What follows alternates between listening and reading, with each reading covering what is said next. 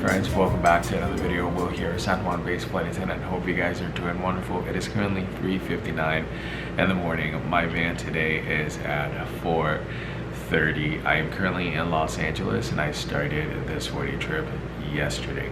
This trip started out of Orlando because this week I married two trips. My 2-day trip ended up with a deadhead from Orlando to San Juan, and this trip started with a deadhead from San Juan to Orlando. So I was able to do something that's called deviate. I know other airlines call it waive a deadhead. If you don't know what deadhead is, essentially you fly as a passenger and you still get paid.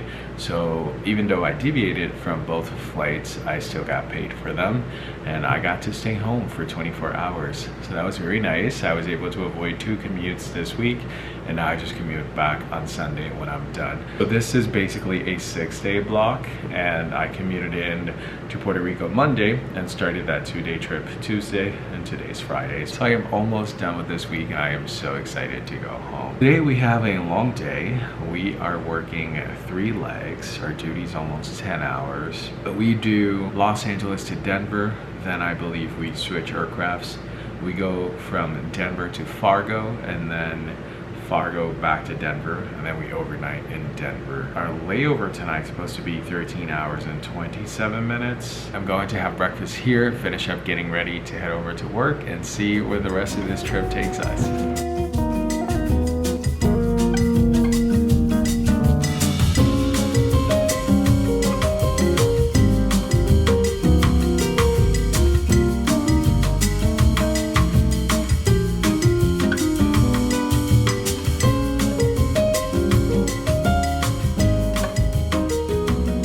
What is happening, you guys, and welcome to my new home, Denver. I feel like I've been here all month, but you guys, today was a long day, but everything went well. I am so glad that we were able to get back to Denver before they issue the ground stop, because God knows what would have happened today. And just to give you an idea, right now, wait, hang on, this is probably too bright. You see that? An LAX, excessive taxi time. Fargo has a delay program too. We missed it all, you guys. Our first flight was an hour and 46 minutes. That was LAX to DEN. Then we switch aircrafts. And then we did the Fargo turn. The first flight was an hour and 24. The second flight an hour and 35. I think gradually as we kept working the flights, we had less people, which was nice. We were on a 320 today. And we ended up getting here maybe an hour after, because there was a lot of traffic and the shuttle was basically stuck in traffic to get to the airport to pick us up. So anyway, we got here maybe an hour after we were supposed to be here, which it is what it is, unfortunately. But it says over here that our layover is 13 hours and 32 minutes. I already had dinner. I am ready for bed. I am currently working on my August bidding. It looks a little bit different than the past 2 months did for me. If there's something I learned about commuting these past 2 months, is that I have to be a little bit smarter with my trips. I am looking for 1 flight on the day the trip starts and 1 flight on go home day. Notice that every time I have 2 flights, the report time is usually earlier, and so I have to leave a lot earlier. And then things like when I was in San Diego happened, which I was basically up for like a whole 25 hours. And I was like, okay, that's not healthy. I was fine. Obviously, I was tired. I wasn't complaining. It was just a long day. I'm learning. I never commuted as a line holder. I always commuted on reserve when I started, so it's a lot different. But like I said, I'm learning, and now I'm trying different things for August, so I am excited to see how it goes. I am also bidding to work specifically in the back, so my first 2 choices are going to be aft galley. I've been in the 4 galley these past 2 months. Summer travel is a lot.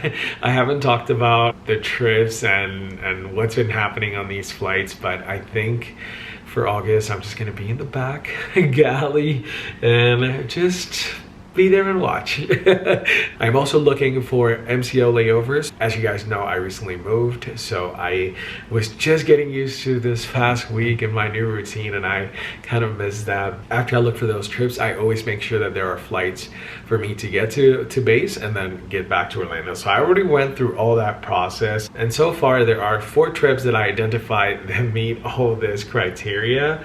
So I put them all first choice. My trips for next month are not going to be super high hour credit. I focus on layover. There's a layover. There's almost 30 hours. It's in a nice city, so I'm trying to go explore because, as you guys know, I've been, doing a lot and I haven't been able to go out and explore and just have fun on my layovers. It's all minimum rest and go, go, go. Which leads me to the next thing. I am not complaining. I am just sharing. And I'm only bringing this up because recently I saw a few comments about me complaining, or I don't remember what it was saying, like, you chose to be a commuter, and I'm like, I'm just sharing this side of a flight attendant life. I'm not the only commuter out there. I'm not going to be the last.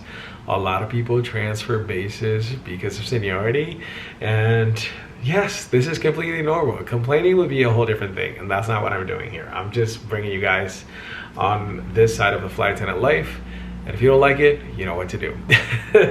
And it's normal for me to be tired sometimes, but being tired and saying you're tired doesn't mean that you're complaining. Anyway, let's go back to this. I have my recurrent training in August, and now, because I am based in San Juan, it's built into a 3-day trip. So I have a deadhead from San Juan to Orlando, my recurrent, and deadhead back, but I will be deviating from those 2. Whereas before, when I was Orlando based, living in Orlando, I would just have to go for the day. So now I get credit for the 3 days, which is not bad, but it blocks 3 days out of my schedule. So I had to play a little bit with the dates. So I'm trying to have at least 2 to 3 days off in between trips. So I think it's gonna work out, but I already finished all of that. That's basically what I've been up to. I have to do my computer-based training, so it is available. Usually the company puts it in a month before you go to training, so you have that entire month, and I have the certification at the end of next month. So I do have quite a bit of time, but I know myself, I am going to start getting ready for bed. So I'm gonna go ahead, brush my teeth, get in bed, and I think I wanna watch Netflix, maybe for at least an hour, and then pass out. If I don't see you before I pass out, I'm going to see you tomorrow for another day.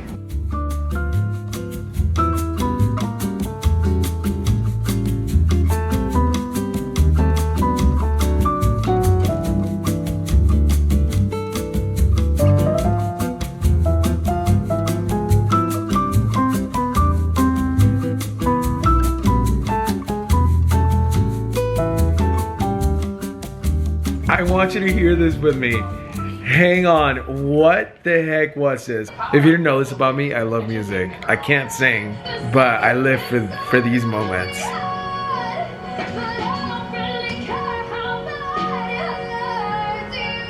I'm not gonna hit the button. Wait, it's coming, guys.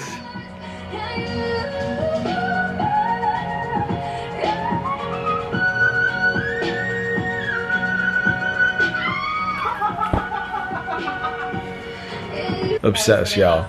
Obsessed. This show is insane, guys. If I was on a date and somebody sang to me like this, it'd be over. Alrighty, guys, I didn't finish the episode because I have to go to sleep. But hopefully tomorrow, when I'm on my next layover, I can finish the show. Drop it in the comments if you're watching it. I think it's pretty dope what they're doing.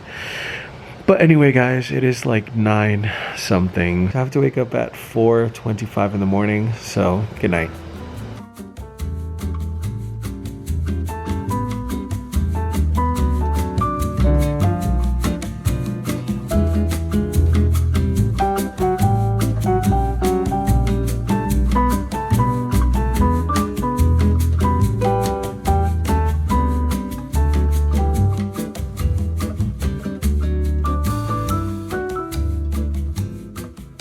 Welcome to the next morning after my trip fell apart. I am home in Orlando. I was able to deviate last night instead of staying in Phoenix And just the timing of everything was great, because by the time we canceled, I saw that my airline had this flight, which usually never does. It's typically a red eye. And I probably would have waited for the red eye if it came down to that, but I am so happy I am home. We're about to make some coffee. Let me put you guys right here. When I got here last night, I was like, I need to go to bed. That's why I didn't talk to you at all yesterday. Everything happened so fast. It was just the most random thing, like how it happened, but I heard something on the plane that I've never heard before. Usually when stuff like that happens, you just gotta talk to your crew, you know, before you can even get to the front. You gotta make sure you're not crazy. 4 years I never heard this, and I asked the person that was in front of me and was like, I've actually never heard that either. So we obviously have to call, and it ended up being something with something I can't talk too much specific. In case of an emergency, like we need that. So that wasn't working. We can't defer that. So that's what did it, guys. And so at that point, when they found the new departure time, the pilots were gonna time out. They were gonna time out. There was no way that they were gonna be able to work that flight. And so then we were gonna do a tail swap, but there wasn't really another aircraft. And Phoenix is a base. Summer flying is busy. They don't have as many aircraft sitting in bases. So especially because stuff like yesterday happened, so they have to take these planes to other places. By the time they were going to figure out a new plane, we were gonna time out. So I guess at that point they were like, okay, that's it, we just have to cancel your pairing. They didn't cancel the flight, they canceled our pairing. So I don't know what happened with those passengers, but I sat at the airport for a couple of hours and they were still there. The aircraft was still there. I don't know if they were trying to figure that out still and call new pilots, new flight attendants until they figure out the maintenance issue. But then the other thing was that Dallas had just issued a ground stop. And so it's been weather everywhere. And you guys, please be kind to everybody, because nobody has control over weather. And when you think you're about to leave and and get to your destination, a ground stop happens, or they slow down air traffic. And so this is my advice to everybody out there that's traveling in the summer and in the future. If you are able to spare some change to buy the direct flight, 1000% please do that, because in the end it will save you a lot. The people that we were taking to Dallas were connecting to Atlanta, Orlando, and there were direct flights from Phoenix to those destinations. It's just cheaper to buy with a connection. Again, if you're able to, you know, buy direct, please do, because it could ruin everyone's travel experience. So that's my advice to everybody. Right now, I'm going to make some coffee, you guys, and I am going to pack because tonight I'm going to my sister's. Tomorrow we are traveling to Puerto Rico together. My sister and I have not traveled together since we were in high school. So over 10 years. And 10 years? Wow, that sounds crazy.